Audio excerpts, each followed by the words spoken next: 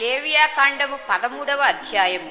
మరియు యెహోవా మోషే అహరోనులకు ఇలాగు సెలవిచ్చెను, ఒకని దేహ చర్మమందు వాపు గాని పొక్కు గాని నిగనిగలాడు మచ్చ గాని ఉండి వాని దేహ చర్మమందు కుష్టుపడ వంటిది కనబడిన యెడల యాజకుడైన అహరోను వద్దకైనను యాజకులైన అతని కుమారులలో ఒకని యొద్దకైనను వాని తీసుకుని రావలెను. ఆ యాజకుడు వాని దేహ చర్మమందున్న ఆ పొడను చూడగా ఆ పొడ యందలి వెంట్రుకలు తెల్లబారిన యెడలను ఆ పొడ అతని దేహ చర్మము కంటే పల్లముగా కనబడిన యెడలను అది కుష్టుపొడ. యాజకుడు వాని చూచి అపవిత్రుడని నిర్ణయింపవలెను. నిగనిగలాడు మచ్చ చర్మముల కంటే పల్లము కాకవాని దేహ చర్మమందు తెల్లగా కనబడిన యెడలను దాని వెంట్రుకలు తెల్లబారకున్న యెడలను ఆ యాజకుడు 7 దినములు ఆ పొడగలవానిని కడగా ఉంచవలెను. 7వ నాడు యాజకుడు వానిని చూడవలెను. ఆ పొడ చర్మమందు వ్యాపింపక అట్లే ఉండిన యెడల యాజకుడు మరి 7 దినములు వాని కడగా ఉంచవలెను. 7వ నాడు యాజకుడు రెండవసారి వాని చూడవలెను. అప్పుడు ఆ పొడ చర్మమందు వ్యాపింపక అదే తీరున ఉండిన యెడల యాజకుడు వానిని పవిత్రుడని నిర్ణయింపవలెను. అది పక్కే, వాడు తన బట్టలు ఉదుకుకొని పవిత్రుడగును.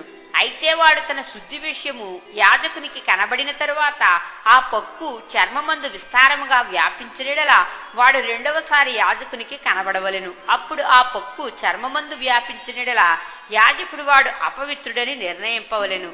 కుష్టుపడ ఒకనికి కలిగినలా యాజకుని యొద్దకు వానిని తీసుకుని రావలెను. యాజకుడు వాని చూడగా తెల్లని వాపు చర్మమందు కనబడిన యెడలను అది వెంట్రుకలను తెల్లబారిన యెడలను వాపులో పచ్చి మాంసము కనబడిన యెడలను అది వాని దేహ చర్మమందు పాతదైన కుష్ఠము కనుక యాజకుడు వాడు అపవిత్రుడని నిర్ణయింపవలెను. వానిని కడగా ఉంచకూడదు, వాడు అపవిత్రుడు. కుష్ఠము చర్మమందు విస్తారముగా పుట్టినప్పుడు యాజకుడు చూచినంత వరకు ఆ పొడగలవాని తల మొదలుకుని పాదముల వరకు కుష్ఠము వాని చర్మమంతయు వ్యాపించి ఉండినేడలా యాజకుడు వానిని చూడవలెను. ఆ కుష్ఠము వాని దేహమంతటా వ్యాపించినేడలా ఆ పొడగలవాడు పవిత్రుడని నిర్ణయింపవలెను. వాని ఒళ్ళంతయు తెల్లబారెను, వాడు పవిత్రుడు. అయితే వాని అంట పచ్చి మాంసము కనబడు దినమున వాడు అపవిత్రుడు. యాజకుడు ఆ పచ్చి మాంసమును చూచి వాడు అపవిత్రుడని నిర్ణయింపవలెను. ఆ పచ్చి మాంసము అపవిత్రమే, అది కుష్ఠము. అయితే ఆ పచ్చి మాంసము ఆరి తెల్లబారిన యెడల వాడు యాజకుని యొద్దకు రావలెను. యాజకుడు వాని చూడగా ఆ పొడ తెల్లబారిన యెడల యాజకుడు ఆ పొడ పవిత్రమని నిర్ణయింపవలెను. వాడు పవిత్రుడు. ఒకని దేహ చర్మమందు పుండు పుట్టి మానిన తరువాత ఆ పుండుండిన చోటను తెల్లని వాపైనను తెలుపుతో కూడిన ఎరుపు రంగు గల పొడగాని నిగనిగలాడు తెల్లని పొడగాని పుట్టిన యెడల యాజకునికి దాన్ని కనుపరచవలెను. యాజకుడు దాన్ని చూచినప్పుడు అతని చూపునకది చర్మము కంటే పల్లముగా కనబడిన యెడలను దాని వెంట్రుకలు తెల్లబారి ఉండిన యెడలను యాజకుడు వాడు అపవిత్రుడని నిర్ణయింపవలెను. అది ఆ పుంటి వలన పుట్టిన కుష్టుపొడ. యాజకుడు దాన్ని చూచినప్పుడు దానిలో తెల్లని వెంట్రుకలు లేకపోయిన యెడలను అది చర్మము కంటే పల్లము కాక కొంచెము నయముగా కనబడిన యెడలను యాజకుడు 7 దినములు వానిని ప్రత్యేకముగా ఉంచవలెను. అది చర్మమందు విస్తారముగా వ్యాపించిన యెడల యాజకుడు వాడు అపవిత్రుడని నిర్ణయింపవలెను. అది కుష్టుపొడ. నిగనిగలాడు పొడ వ్యాపింపక అట్లే ఉండిన యెడల అది దద్దురు. యాజకుడు వాడు పవిత్రుడని నిర్ణయింపవలెను. దద్దురు కలిగిన దేహ చర్మమందు ఆ వాత ఎర్రగానే కాని తెల్లగానే కాని నిగనిగలాడు తెల్లని మచ్చగానే కాని ఉండిన యెడల యాజకుడు దాన్ని చూడవలెను. నిగనిగలాడు ఆ మచ్చలోని వెంట్రుకలు తెల్లబారిన యెడలను అది చర్మము కంటే పల్లముగా కనబడిన యెడలను అది ఆ వాత వలన పుట్టిన కుష్టుపొడ. యాజకుడు వాడు అపవిత్రుడని నిర్ణయింపవలెను. అది కుష్ఠము. యాజకుడు దాన్ని చూచినప్పుడు అది నిగనిగలాడు మచ్చలో తెల్లని వెంట్రుకలు లేకయే కాని చర్మము కంటే పల్లముగా ఉండకయే కాని కొంత నయముగా కనబడిన యెడల యాజకుడు 7 దినములు వానిని కడగా ఉంచవలెను. 7వ నాడు యాజకుడు వాని చూచినప్పుడు అది చర్మమందు విస్తారముగా వ్యాపించిన యెడల వాడు అపవిత్రుడని నిర్ణయింపవలెను. అది కుష్ఠమే. అయితే నిగనిగలాడు మచ్చ చర్మమందు వ్యాపింపక ఆ చోటనే ఉండి కొంచెము నయముగా కనబడిన యెడల అది వాతపు వాపే. వాడు పవిత్రుడని యాజకుడు నిర్ణయింపవలెను. అది వాతపు మంటయే. పురుషునికైనను స్త్రీకైనను తలయందేమి గడ్డమందేమి పొడ పుట్టినీడల యాజకుడు ఆ పొడను చూడగా అది చర్మము కంటే పల్లముగాను సన్నమైన పసుపు పచ్చ వెంట్రుకలు కలదిగాను కనబడినీడల వాడు అపవిత్రుడని యాజకుడు నిర్ణయింపవలెను. అది బొబ్బ, తల మీదనేమి గడ్డము మీదనేమి పుట్టిన కుష్టము. యాజకుడు ఆ బొబ్బైన పొడను చూచినప్పుడు అది చర్మము కంటే పల్లము కాని ఎడలను దానిలో నల్ల వెంట్రుకలు లేని ఎడలను యాజకుడు ఆ బొబ్బైన పొడగలవానిని 7 దినములు ప్రత్యేకముగా ఉంచవలెను. 7వ నాడు యాజకుడు ఆ పొడను చూడవలెను. ఆ బొబ్బ వ్యాపింపక ఉండిన ఎడలను దానిలో పసుపు పచ్చ వెంట్రుకలు లేని ఎడలను చర్మము కంటే పల్లము కాని ఎడలను వాడు క్షౌరము చేసుకొనవలెను. కాని ఆ బొబ్బ క్షౌరము చేయకూడదు. యాజకుడు బొబ్బ గలవానిని మరి 7 దినములు ప్రత్యేకముగా ఉంచవలెను. 7వ నాడు యాజకుడు ఆ బొబ్బను చూడగా అది చర్మమందు బొబ్బ వ్యాపింపక చర్మము కంటే పల్లము కాక ఉండినీడల యాజకుడు వాడు పవిత్రుడని నిర్ణయింపవలెను. వాడు తన బట్టలు ఉదుగుకొని పవిత్రుడగును. వాడు పవిత్రుడని నిర్ణయించిన తరువాత బొబ్బ విస్తారంగా వ్యాపించినీడల యాజకుడు వాని చూడవలెను. అప్పుడు ఆమాద వ్యాపించి ఉండినీడల యాజకుడు పసుపు పచ్చ వెంట్రుకలను వెతకనక్కరలేదు, వాడు అపవిత్రుడు. అయితే నిలిచిన ఆమాదలో నల్ల వెంట్రుకలు పుట్టినీడల ఆమాద బాగుపడెను, వాడు పవిత్రుడు. యాజకుడు వాడు పవిత్రుడని నిర్ణయింపవలెను.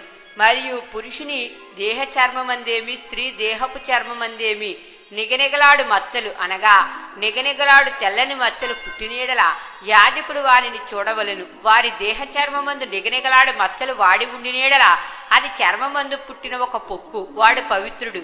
తల వెంట్రుకలు రాలినవాడు బట్ట తలవాడు అయినను వాడు పవిత్రుడు. ముఖము వైపున తల వెంట్రుకలు రాలినవాడు బట్ట నొసటివాడు, వాడు పవిత్రుడు. అయినను బట్ట తలయందే గాని బట్ట నొసటి ఎందే కాని ఎర్రగా ఉండు తెల్లని పొడ పుట్టినీడల అది వాని బట్ట తల ఎందైనను బట్ట నొసటి ఎందైనను పుట్టిన కుష్టము. యాజకుడు వానిని చూడవలెను.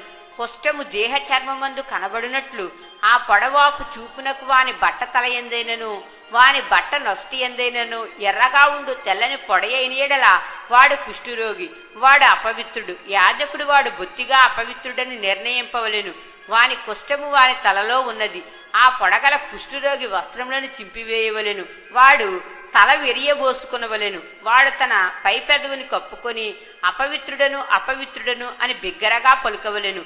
ఆ పొడవానికి కలిగిన దినములన్నీయు వాడు అపవిత్రుడై ఉండును. వాడు అపవిత్రుడు గనుక ప్రత్యేకముగానే నివసింపవలెను. వాని నివాసము పాళెమునకు వెలుపల ఉండవలెను.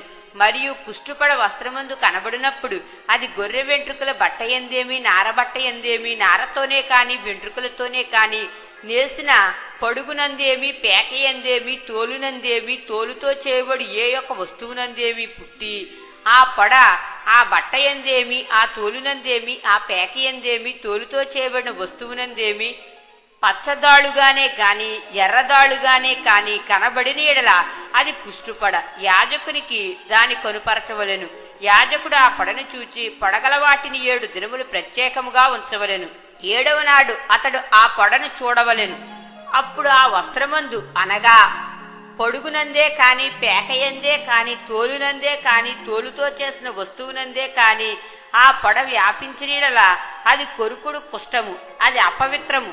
కావున అతడు ఆ పొడ దేనిలో ఉన్నదో ఆ వస్త్రమును నారతోనేమి వెంట్రుకలతోనేమి చేసిన పొడుగును పేకను తోలుతో చేసిన ప్రతి వస్తువును అగ్నితో కాల్చివేయవలెను. అది కొరుకుడు కుష్టము, అగ్నితో దాన్ని కాల్చివేయవలెను. అయితే యాజకుడు చూచినప్పుడు ఆ పొడ ఆ వస్త్రమందు అనగా పొడుగునందేమి పేకయందేమి తోలుతో చేసిన మరి దేనియందేమి వ్యాపింపకపోయినీడలా యాజకుడు ఆ పొడగల దానిని ఉదుకని ఆజ్ఞాపించి మరి 7 దినములు దానిని విడిగా ఉంచవలెను. ఆ పొడగల దానిని ఉదికిన తరువాత యాజకుడు దానిని చూడవలెను. ఆ పొడ మారకపోయినను వ్యాపింపకపోయినను అది అపవిత్రము. అగ్నితో దానిని కాల్చివేయవలెను. అది లోవైపున గాని పైవైపున గాని పుట్టినను కొరుకుడు కుష్టముగా ఉండును. యాజకుడు దానిని చూచినప్పుడు వస్త్రము ఉదికిన తరువాత ఆ పొడ వాడి ఉండినీడల అది ఆ వస్త్రములో ఉండినను తోలులో ఉండినను పడుగులో ఉండినను పేకలో ఉండినను యాజకుడు వాటిని చింపివేయవలెను. అటు తరువాత అది ఆ వస్త్రమందే కాని పడుగునందే కాని పేకయందే కాని తోలుతో చేసిన దేనియందే కాని కనబడినీడలా అది కొరుకుడు కుష్టము. ఆ పొడ దేనిలో ఉన్నదో దానిని అగ్నితో కాల్చివేయవలెను. ఏ వస్త్రమునే గాని పొడుగునే కాని పేకనే కాని తోలుతో చేసిన దేనినే కాని ఉదికిన తరువాత ఆ పడ వదిలి నీడల రెండో మారు దానిని ఉదకవలెను, అప్పుడది పవిత్రమగును. బొచ్చు బట్ట ఎందే కాని నారబట్ట ఎందే కాని పొడుగునందే కాని పేక ఎందే కాని తోలు వస్తువుల ఎందే కాని ఉండు కుష్టుపడను గూర్చి అది పవిత్రమని అపవిత్రమని నీవు నిర్ణయింపవలసిన విధి ఇదే.